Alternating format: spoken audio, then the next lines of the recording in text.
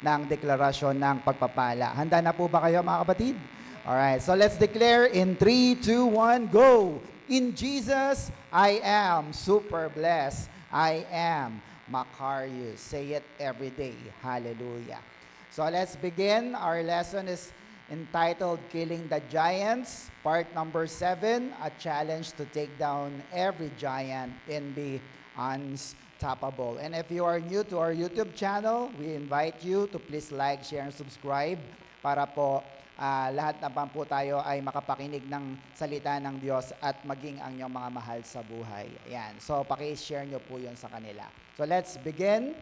Everyone will face giants and no one is exempted.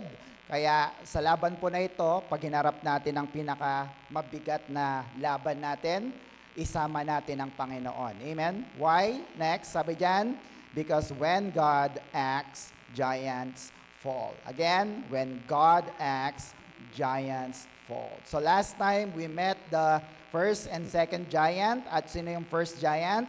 The giant of shame. Si Goliath po yon. At siya po ay pinatay ni David. No? So, because of that, inalis na po sa atin ang hiya, sa ating mga Kristiyano, at tayo po yung naging, next po, we became bold in the Spirit. Kaya po, pag puspos ka na ng Holy Spirit, hindi po saplot ang inaalis dyan or damit. Ang inaalis ng Diyos sa atin ay ang ating mga kahihiyan at takot. Bakit? Next po, para ikaw ay makapag-invite na ng mga tao na mga mahal mo sa buhay sa ating Panginoon dito sa church. Amen po? Because sabi sa survey, 2% lang daw ang nag-i-invite. So, nakakalungkot po yan. Sana po ay maging 10% man lang or 20% at dapat nga 50 hanggang pataas po yan. Amen po mga kapatid.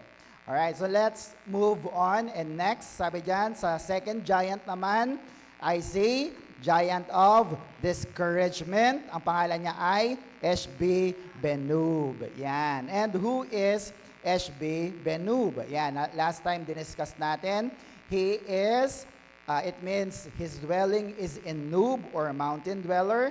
And also he is the giant that almost killed David when he was very tired. No? So muntik na niyang mapatay si David sapagkat si David po that time ay matanda na at mahina na physically. No? So ibig sabihin po ganito, minsan pagka nagkakaedad na tayo, doon talaga pumapasok yung mga discouragement sa buhay. Amen?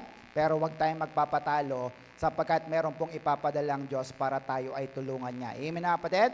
Even when Eshbi Benub target us on our weakest, yan, tayo pa rin po ay makakapanalo sa giant na ito. Sabi niya sa baba, he targeted King David which pictured a life-threatening situation. So, ibig sabihin po, yung giant po na to, hindi kanya iiwan ng buhay. No? Kaya, dapat po ay labanan natin ito. Halimbawa po, yung iba yung mga suicidal, no? Yung mga gusto nang magpakamatay o gusto nang mamatay, paglabanan nyo po yan sapagkat nadi-discourage ka lang sa mga bagay-bagay. Sabi dyan, next, discouragement is to quit and surrender in the battle of life. No? So, habang tayo po ay nagkakaedad at tumatanda, don't be discouraged sapagkat may tutulong sa atin, sa iyong ministry, kaya huwag tayong susuko sa ating paglilingkod sa Panginoon. Amen.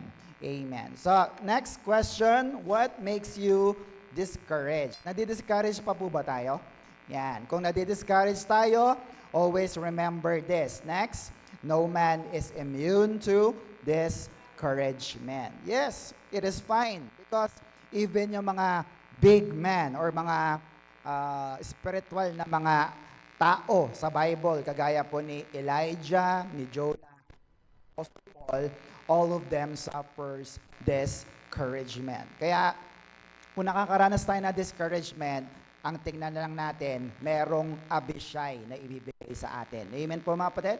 Amen. And who is, next, who is Abishai? No? So, last time, pinakita ko po sa inyo ang kanyang, ang tawag dyan, biodata or ang kanyang profile. He is the nephew of David, and also Abishai means, ang ganda, it means faithfulness of God. So ang ibig sabihin po pala ganito, only those who are faithful can kill this giant. Maliwanag po mga kapatid?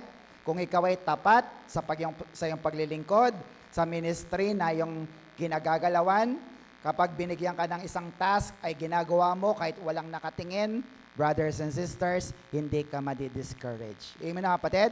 Bakit? Kasi hindi ka naman nakatingin sa sasabihin ng tao sa iyo, nakatingin ka doon sa Diyos na nagbigay sa iyo ng trabaho na yan. Amen po mga kapatid? Amen. So, also, sabi dyan, who killed the giant of discouragement? Of course, he is none other than Abishai. Yan. Kaya dapat sa araw na ito ay hanapin natin sino yung mga Abishai natin sa ating mga buhay. 2 Samuel chapter 21 verse 16 to 17. Sabi diyan, Eshbebenub, one of the sons of Rapha, had a bronze spearhead weighing about 7.5 pounds and a new sword. He planned to kill David. Verse 17, next po. But Abishai, son of Zeruiah, killed the Philistine and saved David's life. Then David's men made a promise to him, saying, never again will you go out with us to battle. If you were killed, pag ikaw ay namatay o napatay, Israel would lose its greatest leader. No? So yun yung kanilang mungkahi kay Haring David. At sabi po rito, there are two life application on how to kill the giant of discouragement. Last time po, naibigay ko na sa inyo yung first na life application. Ano po yung number 1 sa mga nakapagsulat? Number 1 is, you need a well-deserved rest. No? So, ibig sabihin, kailangan mo ng pahinga. No? Pahinga rin pag may time. Sabi sa katabi, pahinga rin pag may time. Yan. Deserve mo yan lalo na kung marami ka nang nagawa. No?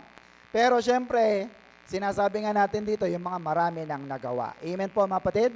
Amen. So, tandaan, ang taong hindi po nagpapahinga, sila po yung mga madaling ma-discourage. So, let's focus on 2 Samuel chapter 21 verse 17.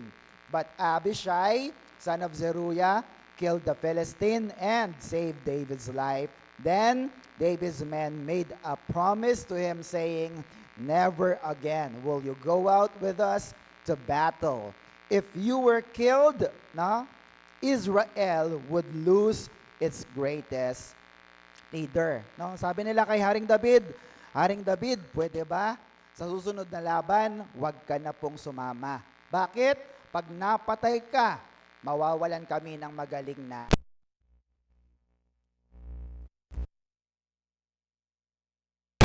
Mga magsasabi sa loob ng church na, Pastor, ako na. Pastor, pahinga ka muna.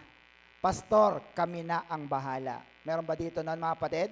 At I hope po na ito po ay mga Abishai ng mga Panginoon, ng ating Panginoon dito po sa church para tumulong po sa gawain ng ating Diyos sa buhay. Pakilakas pa nga konti para akong sumisigaw. Konti pa. Sound check, praise. Yan. So, dito po, pag nakita na ng mga tao na napapagod na po ang leader natin, I hope na merong isang Abishai na magsasabi, Pastor, ako na po ang bahala. Amen, mga kapatid? So the question is, next, pagod ka na ba sa ministry mo? No? O sa iyong ministry? No? Magkaiba po yung pagod sa tinatamad. Hello? Ang tinatanong dito, pagod ka na ba? Kasi kung tinatamad lang, mahirap naman po yun. Amen po? Amen. So, alam naman natin yun na minsan nagkakasabay-sabay talaga yung problema sa church, may problema pa sa family, may problema sa work, may problema sa personal, at meron ding family problems. Nagkakasabay-sabay na, etc., etc. So, napapagod din tayo. Tama? Pero, kung napapagod ka na, brothers and sisters, kailangan mo rin ng pahinga. Amen, mga kapatid? Lalo na po kung lahat po tayo ay marami nang nagagawa sa ating Panginoon, no? So, kung pagod na tayo, ang problema lamang ay baka walang gustong pumalit o kaya walang gustong humalili, kaya hindi tuloy nagpapahinga si Haring David. Are you with me? Ayan. Isaiah 40 verse 30, ganito ang pangako. Even those who are young grow weak, young people call sorry. Yeah, young people can fall exhausted, but those who trust in the Lord for help will find their strength renewed. They will rise on wings like eagles. They will run and not get weary. They will walk and not grow weak. No, ito ay totoo po sa ating lahat. Na kapag bata ka pa, kapag kabataan ka pa, hindi ka napapagod. Tama ba mga kabataan? Ay parang ang mga mahihina ng kabataan ngayon. Ako nung kabataan ko, hindi ako napapagod. Aaminin ko yan sa inyo. Pero sinabi ng Biblia, kahit pala mga kabataan ay napapagod din. Tama ba mga kapatid? Pero yung mga umaasa, yung mga nagtitiwala sa ating Diyos, kahit matanda ka pa, kahit bata ka pa, anong sabi diyan, hindi ka manghihina sapagkat palalakasin ka palagi ng ating Diyos na buhay. Shout amen. Palapakan natin ang ating Panginoon. No?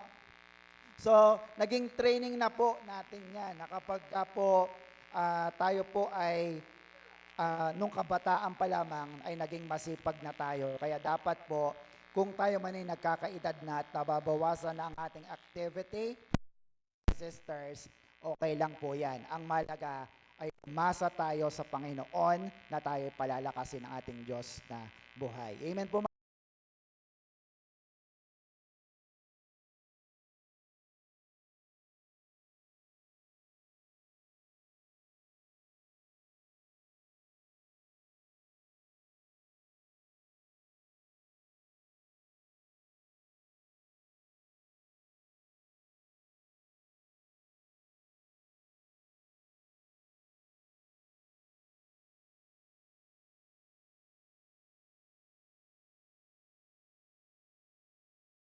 Naman ako para sa ating Bible School, para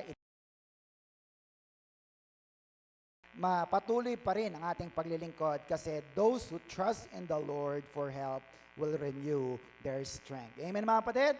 Amen. And also God modeled resting. Yan. Genesis chapter 2 verse 2 to 3. By the seventh day, God made finish. By the seventh day, God has finished the work He had been doing. So on the seventh day, He rested from all His work. 3, and God blessed the seventh day and made it holy because on it He rested from all the work of creating that He had done. No? So, look at that. Kung ang Diyos nga ay nagpahinga, no? Huwag kang mag-guilty kung kailangan mo talaga ng pahinga.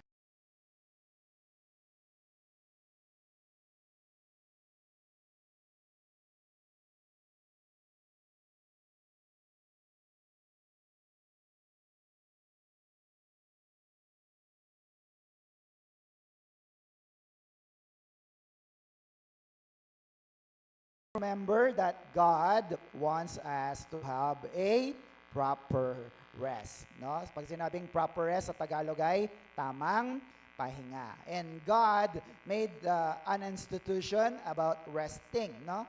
Nagbigay siya ng isang utos para sundin ng mga anak ng Diyos. Exodus chapter 20, verse 8 to 10, sabi rito, remember the Sabbath day by keeping it holy.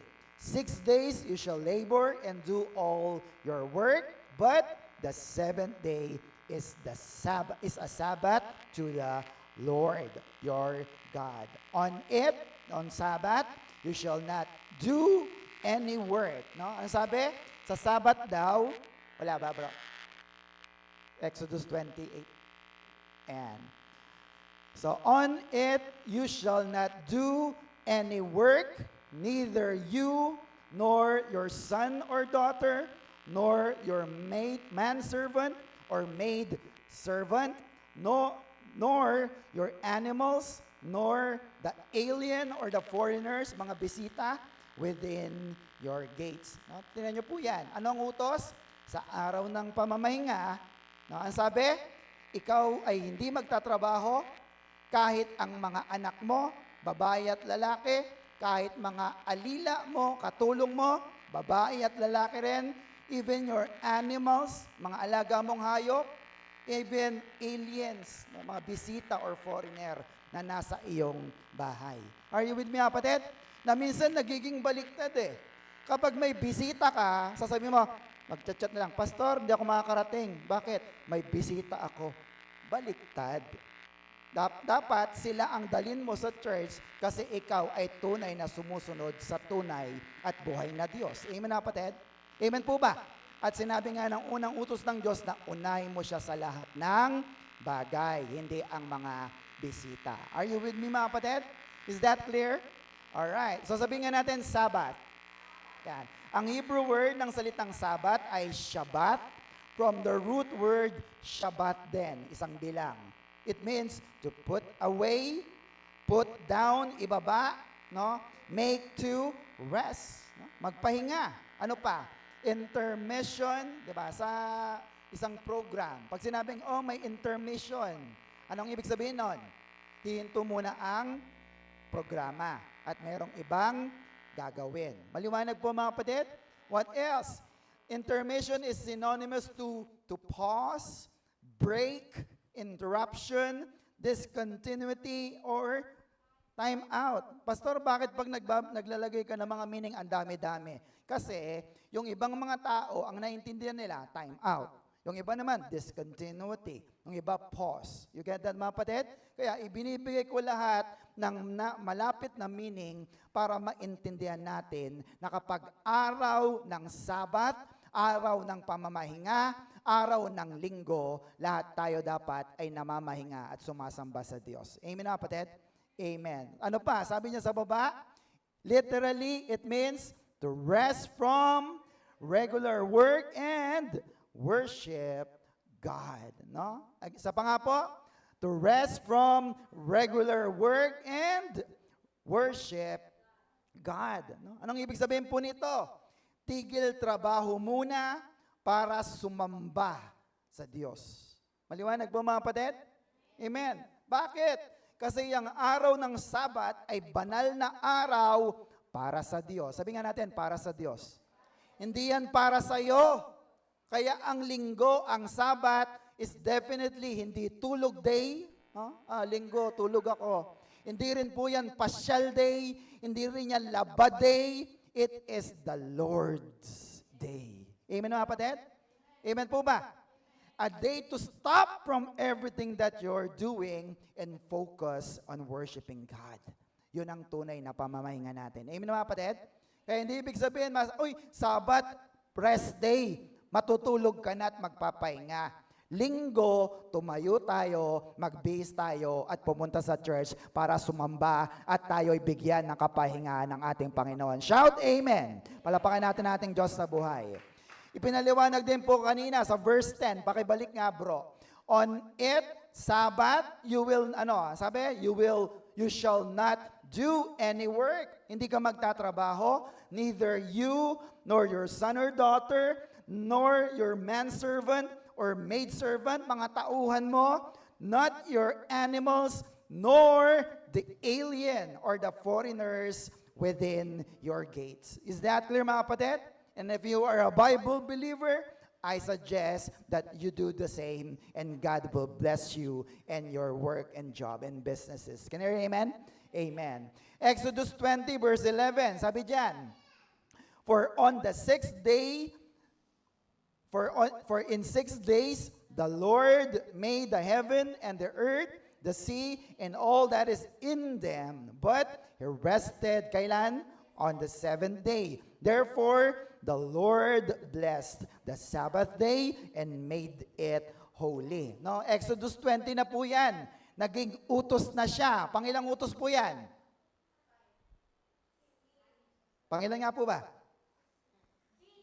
Pang-anim. Tama ba, mga kapatid? O pang-5? Ang ipangilin mo ang araw ng linggo. So Exodus 20, dito po ibinigay na kay Moses ang isang utos. Now, pag ito ba'y utos ng Diyos, dapat sundin? Susundin po ba natin? Amen. Bakit? Because this is a serious command. Pastor, gaano po kaseryoso ang utos na ito ng pamamahinga? Look at chapter 35. Chapter 20 to, look at 35. Look at this. Verse 2 hanggang 3, each week work for 6 days only. The seventh day or Sabbath is a day of total rest. No? Pahinga talaga yan. A holy day that belongs to the Lord. Anyone who works on that day will, look at that, will die or put to death. Verse 3, do not even light fires in your homes on that day. No? Look at that, mga kapatid. Gaano ka seryoso? Pagka nagtrabaho ka on the Sabbath day, you will die. Ikaw ay papatayin sa panahon na iyan. Seryoso po ba, mga kapatid? Seryoso, no? And even, sabi diyan, do not even light a fire. No? Bakit po? Kasi, nung unang panahon, syempre, wala pa namang lighter, di ba? Wala pang posporo. Kaya, ang magparikit ng apoy is a lot of effort. Bakit? You will gather sticks or mga kahoy, at pagka nakuha mo na yung mga kahoy, gagawa ka naman ng apoy. Yung kinukuskus nilang ganyan para magka-apoy. You get that, mga kapatid? Amen. Kaya, anong may ibig sabihin? Mag-i-effort ka. Ang sabi nga ng Diyos, huwag kang magta-trabaho. Huwag kang gagawa. At isa pa, dahil nga nagkaroon ng apoy, syempre yung mga nanay, pag nakakita ng apoy yan, anong susunod nilang gagawin? Magluluto. Sabi nga ng Diyos, Sabat, dapat wag ka nang magluluto. Sabi ng iba, pastor, ibig sabihin di sila kumakain pag araw ng Sabat? No. Ang sabi rito, cooking and baking were expected to be finished before the Sabbath began. Amen na, kapatid? So bago pa lang dumating ang araw ng pagsamba, araw ng linggo, nakasaing ka na, nakaluto ka na, para pagdating mo sa gawain ng Diyos, nakapokus lang ang iyong puso na sumamba sa ating Panginoon. Shout Amen. Palapakan natin ang Diyos. Wala nang nagmamarta no, na talagang 10 taon na natin na ginagawa. Minsan may nagmamarta pa rin sa kusina. Amen po ba, mga kapatid? Amen po ba? Ano ba yung ibig sabihin ng nagmamarta? Na busy sa kusina, busy sa pagpe-prepare ng pagkain. Tatanungin mo, ano yung preaching kanina? Hindi ko alam, naghihiwa ko sibuyas eh. Hello? Are you with me? At ang utos ng Diyos, ang mas mahalaga ay makapakinig ng salita ng Diyos kaysa makapagluto. Is that true, mga kapatid? Amen po ba, mga kapatid? Hello? Sabi ng iba, hindi na kami a-attend, wala bang sopas? Para rin niyang nangyari po doon sa mga sumusunod kay Kristo. Feeding of the 5,000. Pinakain niya po yon. Pero nung sabihin ni Jesus, ako ang tinapay ng buhay, nag-alisan, ibig sabihin nun, wala nang libreng tinapay. Si Jesus na ang tinapay na tinutukoy. Are you with me, kapatid? And it's okay. Bakit? Napakahirap na i-maintain na ang isang napakalaking congregation ay umaasa lamang sa physical na pagkain pero ayaw nila ng spiritual na pagkain. Ito ay walang iba kundi salita ng Diyos. Kapatid? Pero sa mga nagmamahal sa salita ng Diyos, mas mahalaga ang pakikinig ng salita ng Diyos. Lahat ng mga verses isinusulat niya sapagkat ito ay regalo ng Diyos, pakinabang, at ito ay kayamanan sa ating buhay. Shout Amen! Palapakan natin ang ating Diyos na buhay. Are you still with me, mga kapatid? Now, the 1 million question is, Pastor, bakit napakahigpit nung utos ng pagpapahinga or Sabat? Bakit po kaya? Sino pong nakakaalam? Bakit kaya sinabi ng Diyos, kayo magpahinga kayo. Bakit po kaya, mga kapatid? Anyone? Sige po. Holy? Pwede rin po. Yan. Pero ibibigay ko ng sagot. It is because of the land of Egypt where they came from. No? Sila po ay galing sa pagkakaalipin, non-stop labor, pakipindot bro, no? Non-stop na pagtatrabaho ang kanilang laging ginagawa. Kaya nung salay inilabas ng Diyos sa pagkaalipin, hindi na sila nagtatrabaho, ang sabi naman ng Diyos, magpahinga naman kayo. Amen mga kapatid? Amen po ba? Nung nasa Egypt, nagtatrabaho sila ng walang patid, walang pagod, walang tigil, no? Saan? Sa Diyos na hindi sila pinagpapahinga. Yun ang Diyos na pinaglilingkuran nila. And today, sa mundong ito, pinagtatrabaho rin tayo ng Diyos-Diyosan na si Mammon, no? At ayaw niya tayong pagpahingahin. Kaya tingnan ninyo, kahit linggo, sayang ang kita, papasok na lang ako kesa mag-Sabbath day o magsimba. Are you with me mga kapatid? Amen po mga kapatid? Samantalang ang gusto ng Diyos, mga anak ng Diyos, mga iniligtas ni Kristo, magpahinga naman kayo sa pagtatrabaho. Are you with me mga kapatid?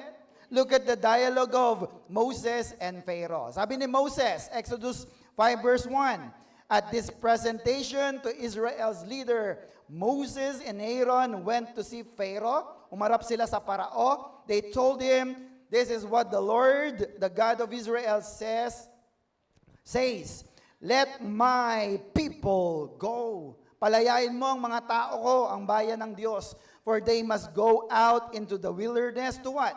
To hold a religious festival in my honor. Anong gagawin nila?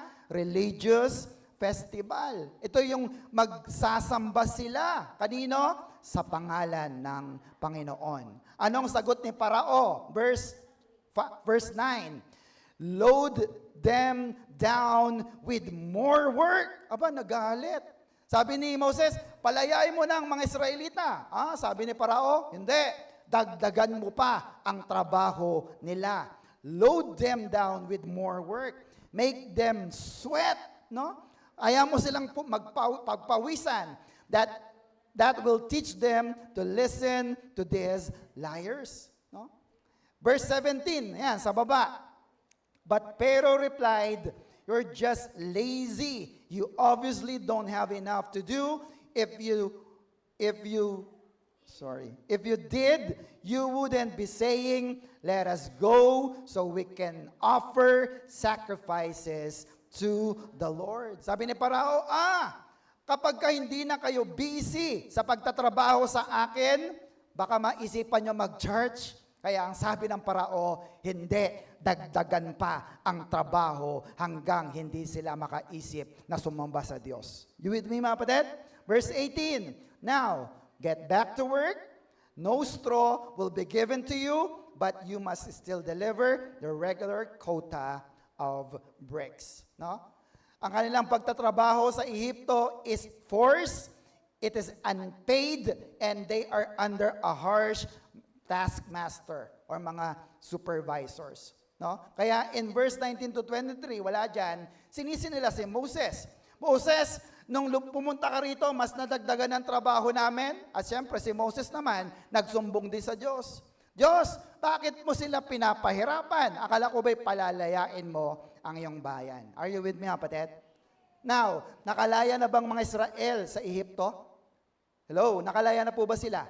Yes. Kayo po ba'y nakalaya na rin sa Ehipto ng inyong buhay? Na dapat hindi ka lang basta nagtatrabaho, 6 na araw ka nagtatrabaho, pero ang isang araw dapat ibigay mo sa ating Panginoon. Rest. Sabi nga natin, rest. Next, why? Rest or Sabbath simply means what? Change of activity. No? Hindi po higa, hindi po matutulog, kundi ano raw? Iba ang gagawin mo. No? Iba ang gagawin. Imbis na magtatrabaho ka, ano daw ang gagawin? Sasamba ka, magpapasalamat ka, pupunta ka sa church, lalapit ka sa Panginoon, magdadasal ka sa ating Diyos na buhay. You get that, mga kapatid? Amen po ba?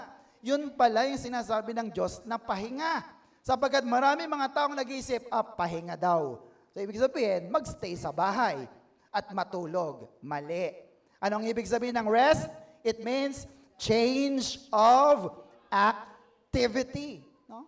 Bakit? Pagod ka na sa 6 na araw na pagtatrabaho mo, kaya doon sa 7th araw, gusto ng Diyos na magpahinga ka so that God can restore you again. Amen mga kapatid? Ever wonder? May mga tumatayo dito na pagod na, gastado na. Bakit? Hindi sila marunong magpahinga. Kanino magpapahinga? Sa higaan ba? Hindi po. Magpapahinga sa piling ng Panginoon. Are you with me mga kapatid? Are you getting it mga kapatid? Amen. Look at this. There are 3 major religions in the world and they observe Sabbath. The first one is Islam. Kailan nila sineselebrate ang kanilang Sabbath? Every Friday. Kami po nung nasa Saudi, Friday po ang aming day off. Ang aming pong pinaka-Sunday. The Judaism is every Saturday, no? At tayo naman po, mga Christian, in Christianity, we celebrate on Sundays, no? So ibig sabihin po, ang 3 malalaking relihiyon na ito, they respect, no? Resting, no? Nagpapahinga sila at may respeto sila sa pagpapahinga. Anong ibig sabihin? Kaya mag-Muslim ka pa, magkakaroon ka pa rin ng rest day or Sabbath day. Amen mga kapatid? Amen po ba? Kaya kung Christian ka, natural dapat sa atin na meron ding isang araw na pagpapahinga para sa Panginoon. Are you with me mga kapatid?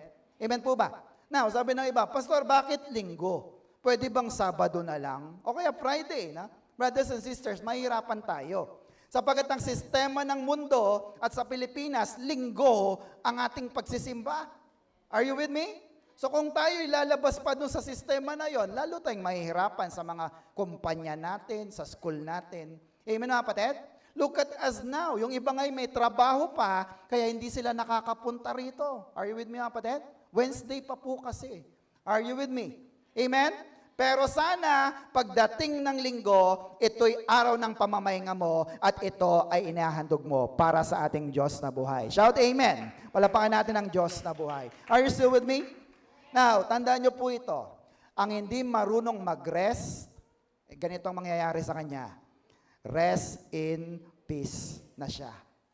Tama ba mga kapatid?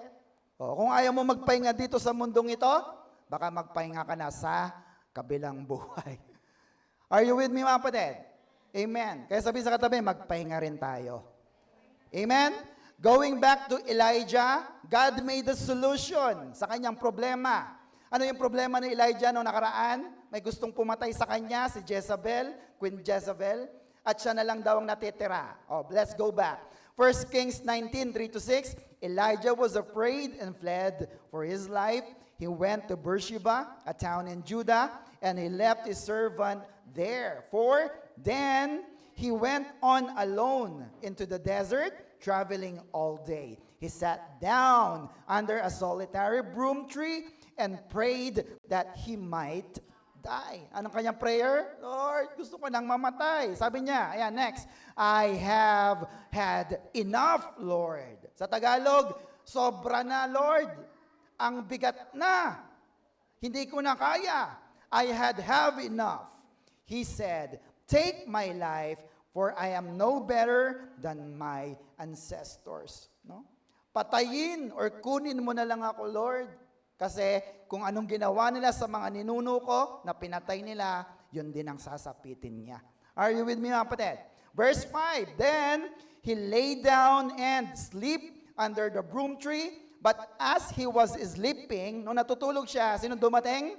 An angel touched him and told him, ano sabi sa kanya? Hey, get up and eat. No? Gumising ka at kumain. He looked around and saw some bread baked on a hot stones and a jar of water. Look at that. Mainit na tinapay, no? Sabi natin pandesal, and meron pang kasamang drinks, kape. No? Sa panahon natin, kape. Wala pa namang kape noon eh. Amen mga kapatid? Kompleto yung inihain ng Diyos kay Prophet Elijah. Anong ginawa niya? So he ate and drank and, look at that, lay down again. Anong ginawa niya? Kain tulog. Kain tulog. kain, tulog. Amen mga kapatid? Yun ang ginawa ng Diyos sa kanya. Pinagpahinga siya ng napakabongga, sabi nga natin. Amen po mga kapatid? By the way, sinabi ko nga po sa inyo, ang pwede lang gumawa ng ganito, kain, tulog, ay yung mga marami ng nagawa sa trabaho o kaya sa ministry. Are you with me mga kapatid? Amen po ba? At sabi ko nga po, alam ng Diyos na marami pang ipapagawa kay Prophet Elijah, kaya po anghel na ang ipinadala ng Diyos sa kanya. Anghel na naging Abishai niya. Are you with me mga kapatid? Hello? So I pray na nawa po magdala ang Diyos ng mga anghel sa mga pastor, mga Abishai nila. Amen mga kapatid? Lalo na yung mga masisipag at mga hardworking na pastors para sila rin po ay makapag-SB man lang. Hello? Are you with me kapatid? Hallelujah. Why? Next. Again, God wants us to have a proper rest. No? Magpahinga at huwag mag-guilty. Amen po ba mga kapatid? Amen. Magkaiba po yung nagpapaalam versus pinapaalam. Hello? Pag kayo po'y magpapahinga, anong pong gagawin? Magpapaalam o ipapaalam lang? Magpapaalam. Pastor, ba't ganon? Bakit kailangan pa magpaalam? I'll tell you. Para may blessing ng leader mo, ng pastor mo, o ng iyong ng humahawak sa iyong ministry. Amen na kapatid? Look at that. Pag nagpaalam ka at umalis ka, sabi mo, may lakad po kami, may pupuntang kami, may emergency po kami. Look at that. Pwede ka pang ipag-pray kasi nagpaalam ka nga. Amen mga kapatid? Amen po ba? Sino po sa inyo ang mga nagpaalam na hindi pinayagan? Meron ba rito? Wala naman, di ba? Kaya lang iba talaga nahihiya. Kasi yung iba hahamunin din talaga eh. Sino bang mahal mo? Si Lord o yun? Hello? But it's up to you. Hindi ka pipigilan kung ito'y napaka-importante naman talaga. Amen na kapatid? Sabihin sa katabi, magpaalam. Kesa naman mag-awol. Alam niyo yung awol? Absent without official leave or yung MIA, missing in action. No? Nasaan na siya? Wala po eh. Nasaan na siya? Hindi ko rin po alam. Nako, delikado. Actually, kahit iwan mo ang iyong ministry, marami ang ipapalit sa iyo ng Diyos. Yun na kapatid? Remember Judas sa Acts chapter 1 verse 12? Diba? Isa lang ang nawala, si Judas, pero dalawa ang pinagpilian para papalit sa kanya. Amen na kapatid? Are you with me? So brothers and sisters, hindi po sinabi na tumigil ka sa iyong ministry. Huwag kang ma-discourage. Ang gawin mo lang pag ikaw ay napagod, magpaalam at magpahinga. Amen na kapatid? Amen po ba mga kapatid? Bakit? Kasi kapag ikay nakapagpaalam with proper delegation, ano po yung delegation na tinatawag natin? Kapalitan. Tama ba mga kapatid? Sabi niya, wala ako ngayon pastor bahala ka na dyan. Ay, delikado rin yun. Bakit? Kasi kung hindi mo i-delegate ang trabaho na sana'y gagampanan mo, unprofessional na nga po yun at papabaya pa sa iyong ministry. Are you with me mga kapatid? Sabihin sa katabi, magpaalam. Take a good rest for a while. Take a day off. Have a break and everything will be fine. Ako'y naniniwala, kapag nagpaalam ka at ikaw ay nagpahinga, hindi babagsak ang mga planeta, no? Kung wala ka. Are you with me mga kapatid? Kasi alam ng Diyos, kailangan mo magpahinga para kapag nakapagpahinga ka na, pagbalik mo, recharge ka na, malakas ka na. Sasabi mo, ano ang gagawin natin, Lord? Amen mga kapatid? Shout amen. Are you still with me? Amen. So I hope na nakukuha nyo po yon. Again, question, how a good or proper rest help us? No? Nakakatulong ba ang tamang pagpapahinga? Nakakatulong po ba mga kapatid? Research shows that there are physical, mental, emotional, and spiritual health benefits kapag ka po tayo ay nagpapahinga. Amen mga kapatid? Amen po ba? Mental. Sabi nga natin, mental. Sa isip po, no? Nabalitaan nyo po ba yung mga bata na bigla na lang nanaksak? No? Yung mga batang yon, I bet, no? walang tulog. Kaka-cellphone. Amen mga kapatid? Are you with me? Hello? Yung mga batang palaban, yung inutusan mo, oh, magsahin ka na, mamaya na! Oh, galit. Walang tulog yun. Hello? Are you with me? Hindi sinabing huwag kayong gumawa ng mga assignment, ng mga requirements sa school, pero alam ninyo kung kailan dapat matulog at kailan dapat gumising. Amen po mga kapatid? Kami po nang nag-aaral, talagang todong aral. Oh. Nag-aral ka hanggang alas 5 ng madaling araw. Ang exam mo alas 7. Hindi ka naggising. Baliwala ang inaral mo. Tama mga kapatid? Tama po ba? So dapat balanse. Sabi sa katabi, balanse. Amen po mga kapatid? Meron ako naalalang kwento. Sabi niya, Nay, I need to do my thesis because I need to submit it. Sabi ng nanay, tantanan, kinder ka pa lang. Hello? Oh. Kalimitan, ang mga anak nyo, pag sinasabi nila na sila'y may ginagawa sa kanilang pag-aaral at late na, baka hindi totoong aral yan. Amen po mga kapatid? Amen? Why? What are the benefits pag tayo po'y nagkakaroon ng tamang tulog o pahinga? Ito po yon. Repair of our body. Wala dyan no? Yung katawan mo, nagkakaroon ng repair. No? What else? Sharpening our brain. Tumatalas ang isip. Kaya tinan mo, matalino talaga yan. Ano pa? Balancing of our mood. Hindi yung pabago-bago ng mood. Mabait ngayon, mamaya suplado, mabait. What else? It gives us more energy. No? Kaya kapag tama ang iyong pahinga, kahit sa church, kahit sa trabaho, kahit sa school, lalo kang lumalakas. Amen na kapatid? Amen po ba? Oh, kaya pag sa church, tama ang pahinga mo, tingnan mo, mukha kang 30. Kahit na, ano na ang pangalan mo, 19, ng taon, edad mo. Are you with me mga kapatid? Amen. Bakit? Kasi meron kang mahusay at magandang pahinga. What else? It improves your memory. Yes. Kapag ikaw ay nakakapagpahinga, naaalala mo ang mga bagay-bagay. Sabi ng isang nanay, asan na ba yung salamin ko? Nasaan na yung salamin ko? Andito pala sa ulo. Hello? Are you with me?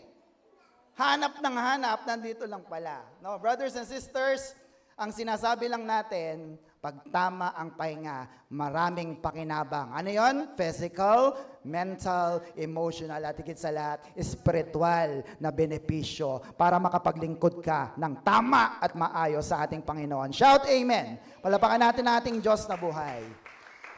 Now, let me give you this verse, and I hope na maging favorite verse nyo to. Psalms 127 verse 2. Look at this. Everybody. It is useless to work so hard for a living, getting up early and going to bed late, for the Lord provides for those He loves while they are what? Asleep. No? Grabe to, ang verse na to. Ang bigat. No? Kaya kung tunay na anak ka ng Diyos, walang anak ng Diyos na mahirap, walang anak ng Diyos na nagugutom. Amen na kapatid? Amen po ba? Di ba? Dito papasok yung Psalms 23, di ba? 1 hanggang 6. Amen na kapatid? Amen po ba mga kapatid? Hindi sinabing huwag magtrabaho kundi ang agang nagising. Matutulog, late na. Ibig sabihin, hindi nagpapahinga. Hindi sinabing huwag magtrabaho. Magtrabaho ka, pero umasa ka, magtiwala ka, dahil hindi ka pababayaan ng Diyos. Bakit? Ang mga anak ng Diyos, kahit natutulog, pinagpapala pa rin ng ating Diyos na buhay. Shout Amen! Amen. Tumatay yung balahibo ko, grabe yan. Are you with me, mga kapatid? Sabi ng iba, sure ka ba dyan, pastor? Yes.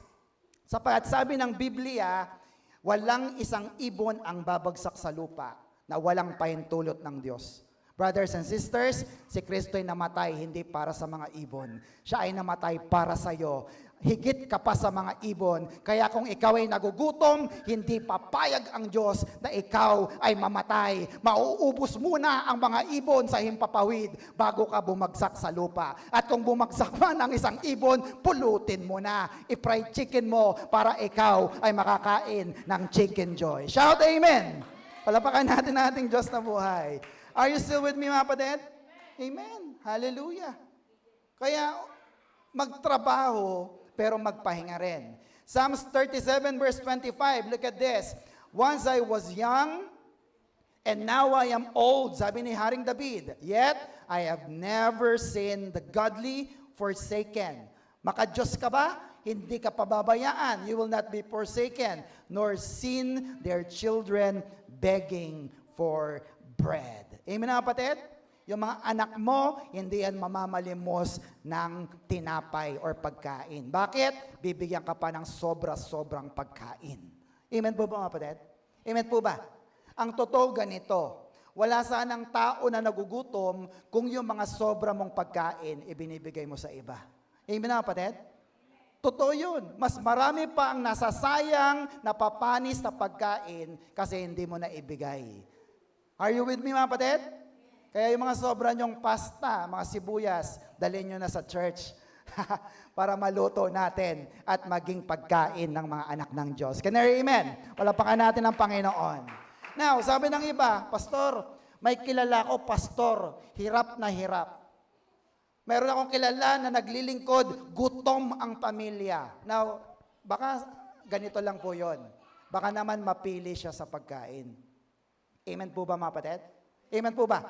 Sapagkat ang Diyos ay laging magbibigay sa iyo ng pagkain. Ang problema, pag binigyan ka ng pagkain, baka naman, Lord, wala bang ham? Lord, wala bang lechon? Grabe ka naman. Sabihin sa katabi, huwag maging mapili. Ang mga anak ko po, tinuruan ko po yan. Sabi ko sa kanila, wherever God leads us, I will follow. Whatever God feeds us, we will swallow. No? Ano man ang ibigay sa atin ng Diyos, mga anak, kainin natin to sapagkat ito'y pagpapala ng Diyos. Amen mga kapatid? Amen. Again, next, God wants us to have a proper rest. Amen po mga kapatid? Amen. Again, rest simply means change of activity. And our way of rest is to come to the Lord and be in the presence of the Lord. Christian po ba tayo mga kapatid? Pag sinabing magpahinga, hindi matulog ha. Ano yung pahinga natin? Pumunta sa presensya ng Diyos. Bakit po? Sapagkat ang tunay na pahinga ay kapag ikaw ay nasa presensya ng Diyos. Tama mga kapatid? Ano bang tinutukoy na pahinga natin dito? Katawan ba? Hindi. Ang pahinga ng espiritu at ng iyong kaluluwa. Bakit po? Yung kaluluwa mo ang talagang bugbog na bugbog. Kaya ang nais ng Diyos, magpahinga ang iyong kaluluwa. Matthew 11:28, malapit na po tayo. Then Jesus said, "Come to me, all of you who are weary and carry heavy burdens," nabibigatan, "and I will give you rest." 29, "Take my yoke upon you. Let me teach you, because I am humble and gentle, and will give you rest." 29, "Take my yoke upon you. Let me teach you, because I am humble, and you will find rest for your souls." No? Look at that. Makakahanap ka ng kapahingan sa iyong kaluluwa. "For my yoke fits perfectly, and the burden I give you is light." No? Brothers and sisters, ang mundong ito, papagurin ka talaga. Hindi kanya patutulugin. Pero salamat sapagkat dumating si Kristo at ang kanyang offer ay just come to Jesus and He will give you the rest for your soul. Amen po ba mga kapatid? Yun ang tunay na pahinga. Alam mo yung kahit wala kang pera, pero alam mo na sagot ka ng Diyos. Hello? Mas magandang pahinga yon. At sabi mo, Lord, sige, kung talagang kukunin mo na kami, okay lang, kasi langit naman ang aming pupuntahan. Are you with me, kapatid? So you are fully secured. Pinagpapahinga ka ng ating Diyos na buhay. Amen, mga kapatid? Amen. So let me share with you the 3 kinds of rest. Letter A, ano po yan? Daily. No? Ito po'y araw-araw na pamamahinga mo. No? Ibig sabihin, wag naman laging araw-araw ang Bible study. No? Mag-skip ka rin para makapagpahinga ka at makagawa ka rin ng gawaing bahay. Amen? Burr month na, no? Ang bilis ng panahon, ilang tulog na lang ulit, magba-burr month na, tapos na ang buong taon. No? So, nawa ang buong kalahating taon nakapagpahinga ka. Amen mga kapatid? Ayan. Letter B, weekly. Sabihin natin weekly. Or yung Sunday service, no? Sunday is not family day. It is not pasyal day. It is not laba day. It is ano? The Lord's day. Amen po mga kapatid? Psalm 16 verse 11, you will show me the path of life. In your presence is fullness of joy. At your right hands are pleasure forevermore. Sabi pa dyan sa baba, next, one day spent in your temple is what? Better than 1,000 elsewhere, anywhere else. I would rather stand at the gate of the house of God than live in the homes of the wicked. No? Look at this. Ang totoong anak ng Diyos, hinahanap niya ang presensya ng Diyos at hinahanap niya na siya'y makapag-church. Amen po mga kapatid? Sabi ni Haring David dito, mas maigi pa kahit isang araw lang nasa church ako kaysa nandun ako sa labas, no? 1,000 days elsewhere. I would rather stand at the gate, no? Okay lang kahit sarado yung church, doon lang ako sa labas. Basta ang malaga, nandun ako sa presensya ng Diyos kaysa nasaan man ako. Are you with me, kapatid? Therefore, next, hindi nakakapagod ang mag-church. Totoo po ba yun, mga kapatid? Hello? Sige nga, basahin natin. Hindi nakakapagod ang mag-church. Wow. Nakakapagod po bang mag-church? Hello? Pag sinasabi mo na nakakapagod mag-church, dinadaya ka ni Satanas. Again, pag sinasabi mo na nakakapagod mag-church, dinadaya ka ni Satanas. Bakit? Inilalagay niya sa iyong kaisipan, huwag ka nang umaten. Pag nag-church ka, mapapagod ka lang. Magpahinga ka na lang. Well, brothers and sisters, hindi nakakapagod ang church. Amen na, kapatid? Tingnan niyo si nanay. Hello, nay, nakakapagod po bang mag-church? Hello? Palapakan nga po natin. Anong ibig sabihin? Kung si nanay nga ay may edad na, di ba? Dinadaig niya yung mga kabataan, tsaka yung mga mas malakas pa, mga kalalakihan, na mas gusto niya na nasa piling ng Diyos at siya'y sumasamba, nagdadasal, at nagpupuri sa ating Panginoon. Shout Amen! Are you still with me, mga kapatid? Amen. Hallelujah. Kaya po kung nakakapagod talaga ang mag-church para sa inyo, baka hindi nyo lang talaga mahal ang Diyos at ang kanyang gawain. Mahal nyo po bang Diyos? Amen? Let me give you an example. Nakakapagod po bang maging nanay or magulang? Hello, nakakapagod po ba na maging magulang? Umamin kayo. Minsan. Tama? Tama? Pero tumitigil ba kayo sa pagiging magulang? Hindi. Bakit? Mahal nyo ang anak nyo, mahal nyo ang pamilya nyo. Ganon din sa Panginoon. Amen na kapatid? Kahit mahirap, kahit hindi na kaya, pero mahal ka namin, Lord, kaya kami ay pumupunta sa gawain mo. Are you with me, mga kapatid? Amen. Nakaka-stress po bang mag-church? Ha? Ang totoo.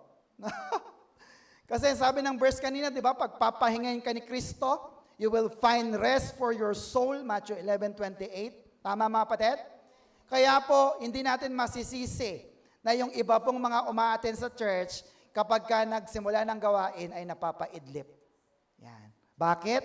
Tama yung sabi ng word ni Lord. You will find rest for your soul. Amen. Dito sila nakakahanap ng kapahingahan. Kaya pag may natutulog, huwag mong tapikin. Amen? Oo.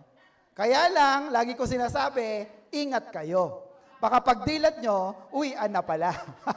Wala na kami dito sa church. Amen mga kapatid? Yung iba naman ganito, inaantay ang praise and worship. Sapagkat pagdating na ng solemn song, yung worship, worship na. Ha? Hello? Sabi ng worship leader, brothers and sisters, ipikit natin ang ating mga mata. At awitin natin, open my eyes, Lord. Sabi, naku, makakatulog na sana. Makakaidlip na sana. Biglang pinabukas ulit ang mata. Hello, are you with me, kapatid? Higit sa lahat, brothers and sisters, mahalaga, nasa presensya ka ng Diyos, sapagkat pag nasa presensya ka ng Diyos, pagpapahingayin ka ng ating Panginoon. Shout Amen! Are you still with me? Hindi po nakakapagod ang mag-church kasi once a week lang. Sabi mo nga, once a week lang. No? Minsan nga, Wednesday, wala ka na eh. Linggo pa, di ba? Dapat linggo, laman ka na ng church. Yung mga umaten ng Wednesday, mga mature na po yan. Mga leaders po yan. Sila po yung mga totoo na nais tumatag, umangat ang kanilang pananampalataya, lumakas ang kanilang pananampalataya, para pag dumating ang panahon na gagamitin sila ng Diyos, kayang-kaya na rin nila. Amen mga kapatid? Nehemiah 8:10. Sige, palapakan natin ng Diyos. Now go home, have a feast. Share your food and wine with those who don't have enough. Today is holy to our God, so don't be sad. The joy of the Lord gives you, the joy that the Lord gives you will make you strong. Amen mga kapatid? Kaya kung nakakapagod ang magsimba, baka talaga lang na hindi mo mahal ang Diyos at hindi ka masaya sa iyong pagsisimba. Amen mga kapatid? Amen po ba? Nakakapagod po bang pagsisimba? Talaga? Sabi na iba, nakakapagod pastor. Sasabihin ko naman sa kanila, kung nakakapagod ang pagsisimba, bakit di ka napapagod sa pagsusumba? Bakit? Kasi nandun ba si Kumare? Masaya kasi doon, may joy. Brothers and sisters, ganitong utos ng Diyos. Psalms 37:4. Seek your happiness in the Lord. Kanino hanapin ang kaligayahan? Kay Lord, and He will give you your heart's desire. Sa God's Word, be happy with the Lord. Sa New Century Version, enjoy serving the Lord. Anong kanyang pangako? He will give you what you want. Hallelujah. Amen mga kapatid? Pag masaya ka sa iyong ministry, masaya ka sa Panginoon, ibibigay niya ang iyong hinihiling sa Kanya. Trabaho, kalusugan, pagpapala na para sa iyo at sa iyong buong pamilya. Shout Amen. Palapakan natin ating Diyos na buhay. Are you still with me mga kapatid? Isaiah 40 verse 31. Yan. But the people who trust in the Lord will become strong again. They will rise up as an eagle in the sky. They will run and not need rest. They will walk and not become tired. Amen mga kapatid? Yung mga umaasa sa pangako ng Diyos, nagtitiwala sa Panginoon at nagiging masaya sa paglilingkod. Look at the verse. Papalakasin ka ulit ng Diyos. Amen mga kapatid? Ang araw po ng rest day ng mga pastor ay Monday. Kaya kung Monday at hindi naman life and death, ay pagpahingayin nyo naman po ang mga pastors. Amen po mga kapatid? Amen po ba? Kung hindi naman life and death, sabi nga. Are you with me mga kapatid? And finally, last, dito na tayo magtatapos. Ano yung ikatlong pahinga? Annually or yearly. Ito po yung mga tinatawag na next, yung retreat, conference, or camp. Masaya po ba na tayo nakakalabas sa church? Yeah, masaya po ba na minsan may outing tayo? Diba? Water baptism, no nakaraan yung mga kabataan, ay lumabas po, no? Inilabas ng kanilang mga ate at kuya. Amen po ba mga kapatid?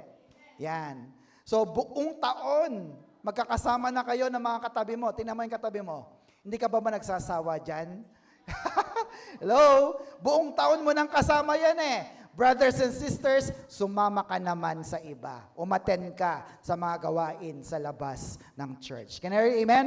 Amen po ba? Because traveling is also learning. Look at this. Next.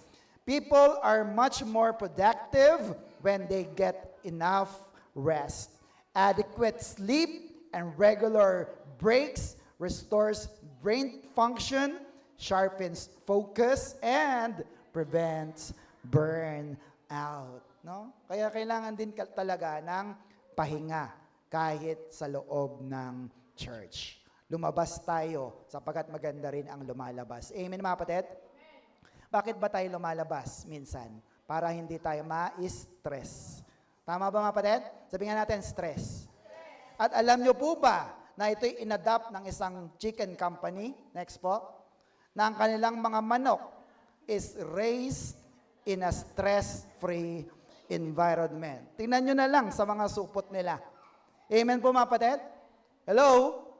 At meron pa nga sabi, gusto ko lang naman lumabas at tumakas sa stress o problema Kaso sumamo pa. Stress talaga yan. Brothers and sisters, when you realize that chicken were raised better than you, no, delikado yan. Buti pa, sana chicken na lang ako. Sabi niya. Amen na kapatid? Kasi ang mga chicken, wala daw stress. Kaya lang kinakain naman sila, di ba? Kaya stress pa rin. Brothers and sisters, huwag kang ma-stress sapagkat nakakapangit po yan. Amen na kapatid? Amen po ba? Finally, ayan, sabi ng isang old Indian saying, you break the bow if it is always bent. Amen mga kapatid? Huwag puro trabaho, huwag puro aral, huwag puro ganito-ganyan, baguhin mo rin ang iyong ginagawa. Amen po mga kapatid? Higit sa lahat, isama mo sa iyong schedule ang Panginoon. Are you with me mga kapatid? Sige, tayo po tayong lahat. Last verse, Ecclesiastes 10:15, sabay-sabay, fools aren't smart enough to find their way home. Everybody? So, they must work hard all their lives. No?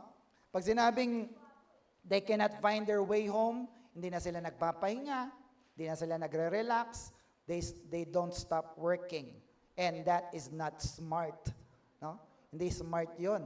Hindi smarte kapag puro katrabaho. Business as usual. Nasa church na, no? Magpahinga ka naman. Amen po ba mga kapatid? Amen po ba?